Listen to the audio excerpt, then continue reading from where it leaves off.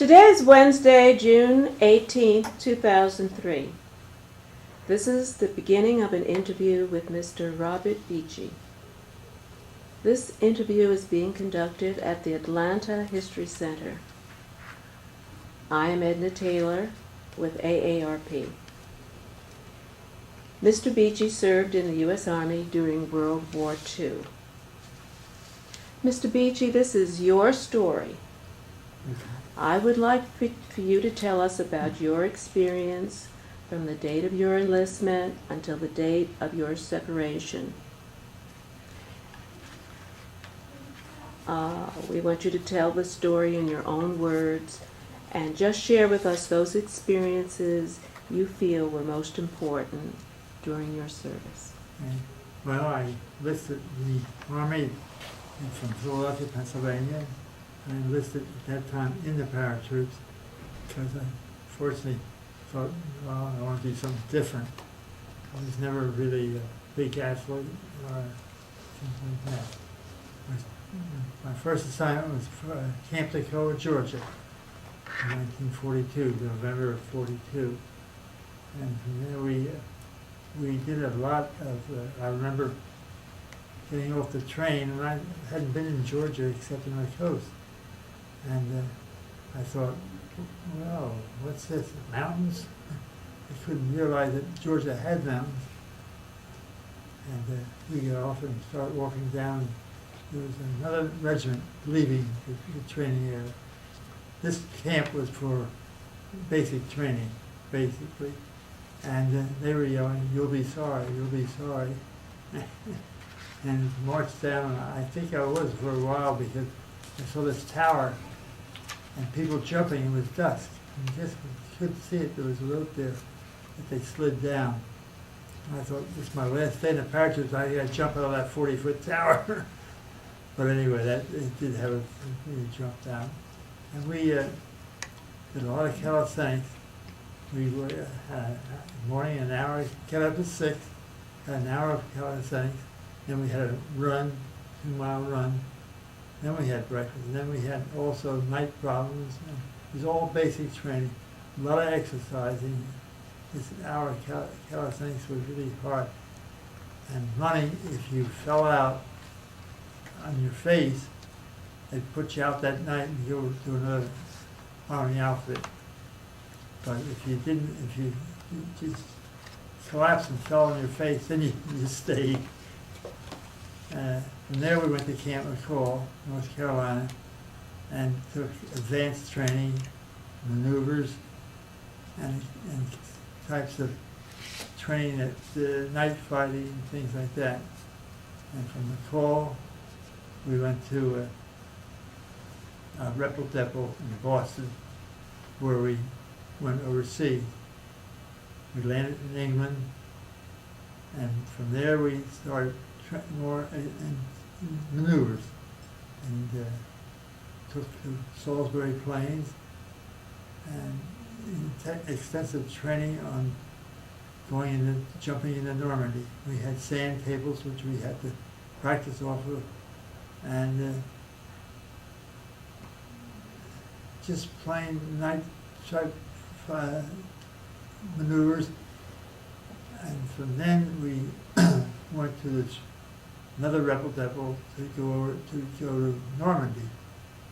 And from there we did some more studying on cables and how we would, what exceptions, what we had to take as far as I checked it. And when this was over, we found out that we were going to go, but then they postponed it because of weather. Then they thought, no, we have to go now or we can't go until later in June.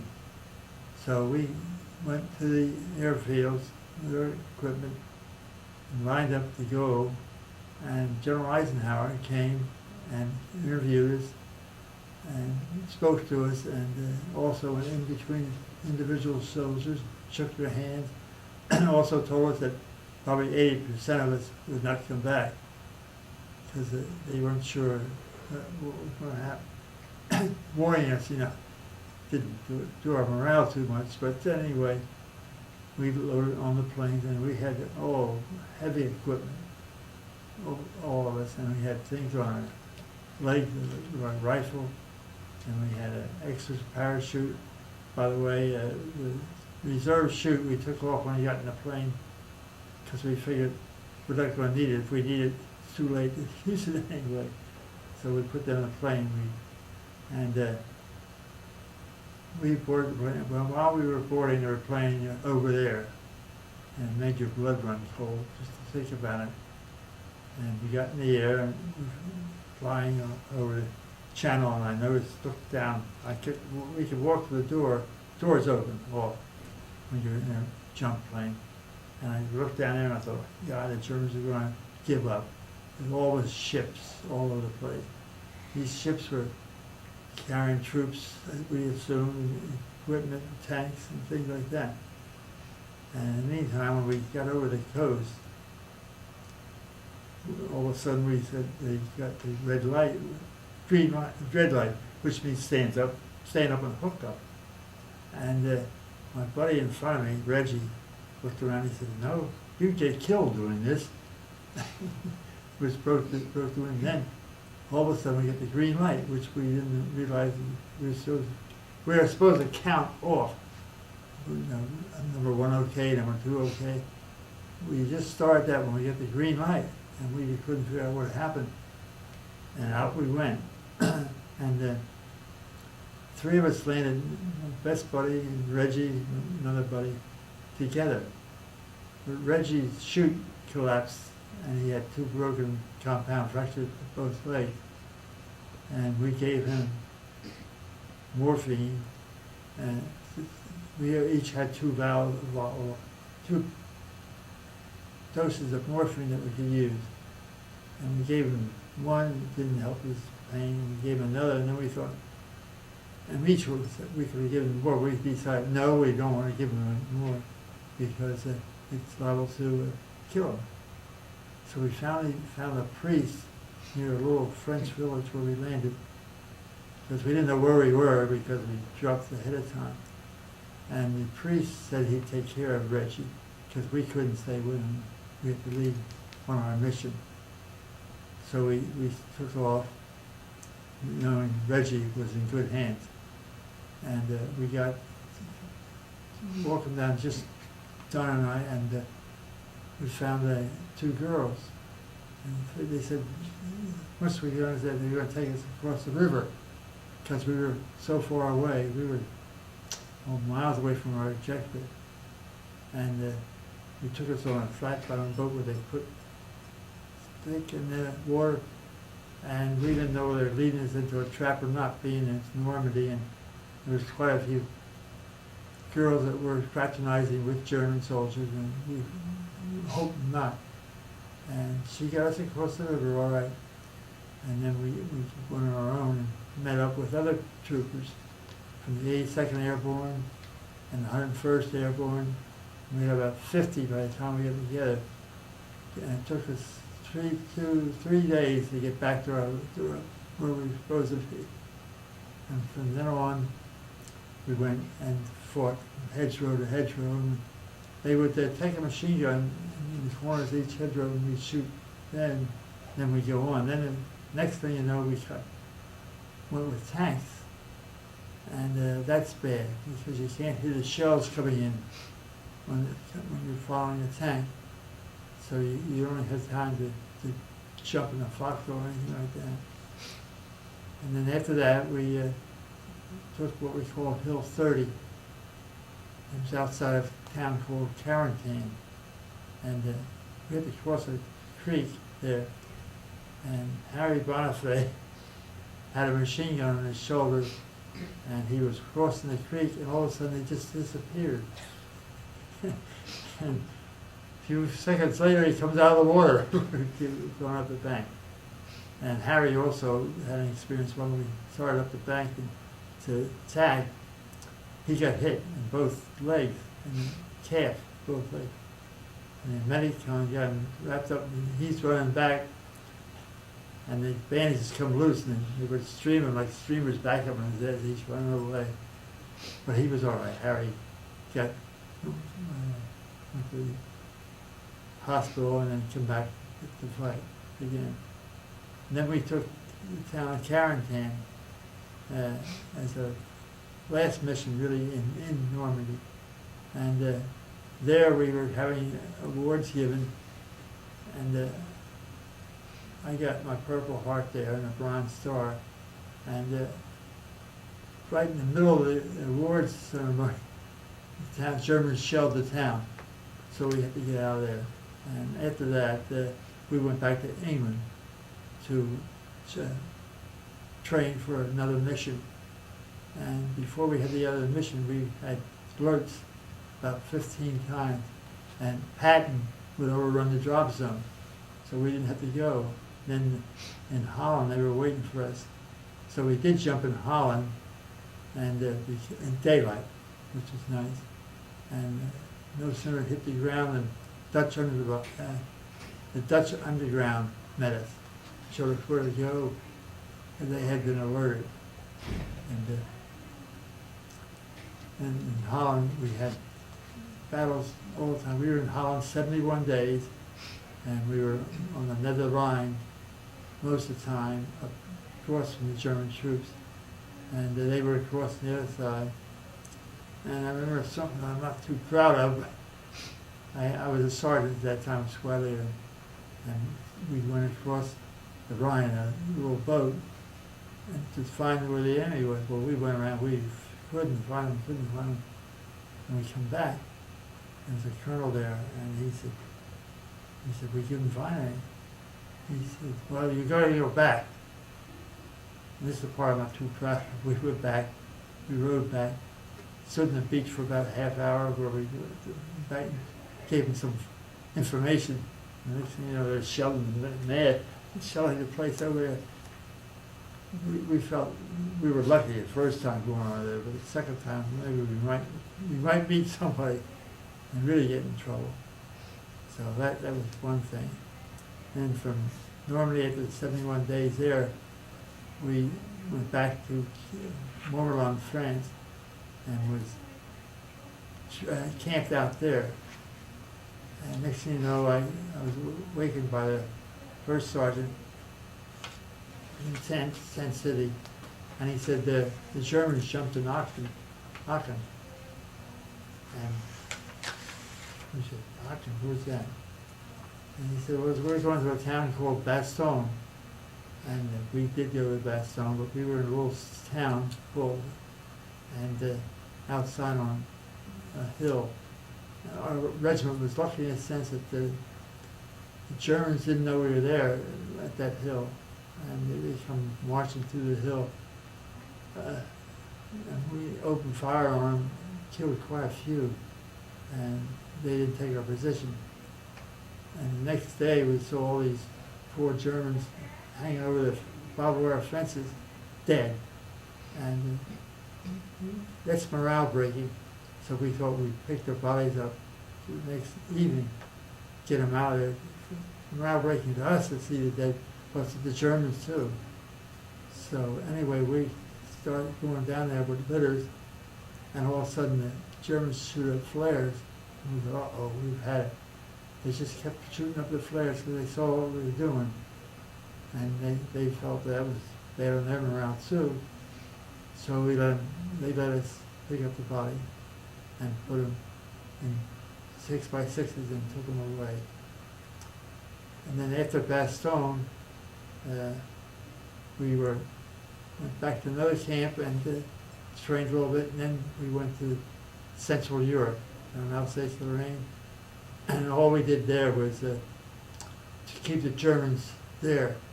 We'd advance a little bit, then come back, and which was very morale-breaking for us because we'd lose people, and we weren't picking up ground. We were just there as a decoy. And then after that, of course, we come back, and the war, we were being trained to go back to the United States. And the war, all of a sudden, ended and saved us from coming. We were going to go home. We had been going to go home and go back, train for Japan. And all of a sudden, the war in Japan's over. So we go on occupation, and that was interesting because we went down to a little town called Ramsau, Germany, and lived in houses there. Each squad, my squad, we had a house. And the German people there were very nice, but I found out, I looked under the bed I was sleeping on, and underneath their stash was swastikas and armbands and stuff like that. So they may have been good to us, but they were really not that kind. They had been Nazis, as far as we know. Or maybe they had to be Nazis because of the condition. And we would see people on occupation. We had patrols out because they had the young men or boys were trained to be soldiers, and they were soldiers. They were boys of the state. In other words, they were German soldiers would impregnate the girls, and these boys were trained as soldiers. You had mentioned that you were awarded the Purple Heart. Yeah. Can you give us some information about that? Well, that was funny. It's not a bad wound. It was in my hand. It was white phosphorus. White phosphorus comes in a bomb and burns. And if you don't get water on it right away, it'll burn into your skin. And it was friendly fire. It was our own white phosphorus, because what happened, our platoon got too far advanced, and the captain, the colonel, I guess it was, ordered white phosphorus to find out where the Germans were. And it was us, it was not the Germans. We heard fighting, and I get that from the Purple Heart because of that, not because of any dire wound or anything. But occupation, as I said, was very good. So you were telling us some more information about the occupation? Oh yeah, yeah. In the town of Ramsau, and I got a German flag. The mayor gave me a flag of the town. It would flew over the town hall, and to my chagrin and everything, when I come home, I was so mad at the Germans. I took the flag and used it as a drop cloth, and then found out later on it was really worth the money. But that's beside the point. I didn't have foresight to see that, and hindsight's always better than foresight anyway. But see, I also had a German rifle that I brought back. Not even confiscated, it's just laying around. And I didn't. Like it, so I traded to my brother-in-law for a .22 rifle, and that's about the only things I got out, as mementos, except the comradeship of a buddy. Our outfit was the 501 Infantry Regiment, which is the sister regiment of the 506, which was Band of Brothers regiment, and. So they were also in the they were in the 101st assigned. We were only attached. We were not. After the war, we didn't stay with the 101st. Are there any other experiences that sort of stand out in your mind? Well, one was my buddy Don Metcalf and I were behind a bank, and the Germans were shooting at us, and all of a sudden. Hit the top of the bank, and stuff, mud and dirt started flying in, and Don said, I'm hit. I looked at him, I brushed his face off a little, I said, Don, it's just a piece of mud. So we, fortunately, the only wound I got was the Purple Heart for the white phosphorus, and he never got wounded. Don, by the way, went to Korea and Vietnam, and retired from the Army as a colonel, and just died last year. And the three of us, Reggie, Don, and I, were like brothers. Reg is in California, and he's went to the reunion. We have a reunion every year, our regiment, and Reg went there and told me about it. I didn't go because of maybe transportation getting around and stuff. And Don, as I said, Don just died. So we keep in touch. We go to each other's homes. Don lives in Wyoming, and Reg in California, myself here. I'm a little curious. Did you select the airborne? Yes. Or why? Oh yeah. Uh-huh. I just didn't want to be in I hate to say it, in the plain army. I wanted to be something different, you know. What do you feel about it? Do you feel Pardon? you made the? How do you feel about your selection? Oh, fine, Mhm. fine. Mhm. Yeah, we were all young, 19, 18. Even some of the officers were only 20. And I don't know, it's just, as Band of Brothers, the movie, we were brothers, and we still are brothers. And cause it's just, I don't know, I think that I had to, when I enlisted, you know, I mean, I was 19, so I had to get my parents' consent. And I put down there, I was in the quartermaster corps, because if I put down paratroops, they would have never signed the papers. They didn't know I was in the paratroopers until about, 8-10 weeks into basic training. I finally told them. And so I think they were proud of it too. And I sure was. If I had to do it over again, I'd do the same thing. Well, is there anything else you'd like to say? Let's see. I can't think of anything outstanding. Just did a job that we had to do, and I think I did say about Holland. About that was outstanding to me. That the underground was there waiting for us. Well, you want to elaborate on the underground? That was pretty interesting. On the underground? Oh yeah, they come running with orange bands around their arm and told us where to go, where the rest of the troops were. So they were very good. That way it was so easy to get, and we had a good jump too. It wasn't like let's see, talking about Normandy again. The planes flew in without radar and without radio contact. They flew because of one plane following the middle plane, and there were rows of 9 planes. And when we hit the coast of France, it got cloudy, and they lost contact. All they were followed by was these little lights on the sail, on the wing. So they're all mixed up. And that's why we jumped where we did. And the main reason we jumped where we did, our plane was hit with flak, and we didn't know it. That's why the red light came on, and all of a sudden the green light comes on. Fair. And when we get back to England, we were going to the airport and we thought the pilot had purposely dropped us because he got scared. We didn't know the plane was hit. And we went back to that base, we were punching, or just told him what we thought of him. And the crew chief had got through. He went down the plane. The pilot went down the plane. Then we were so mad at ourselves for getting upset. Because that was the first time we knew the plane had been hit.